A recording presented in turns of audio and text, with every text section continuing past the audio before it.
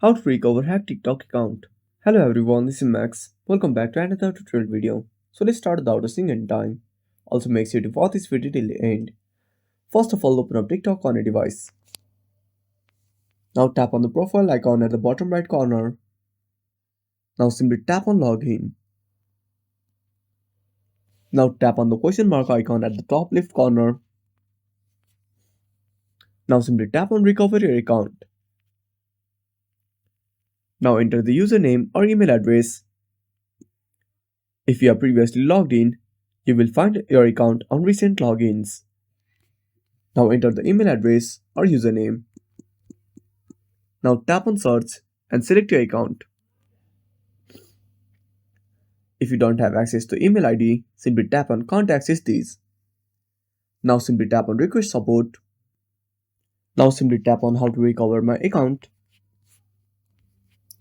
Now simply tap on submit a ticket. Now describe the issue. Also attach the screenshots that will prove the account is yours. Now simply tap on submit. I hope this will fix your issue. So that's it. Thanks for watching. Make sure to subscribe our channel and hit the bell icon. See you in the next video.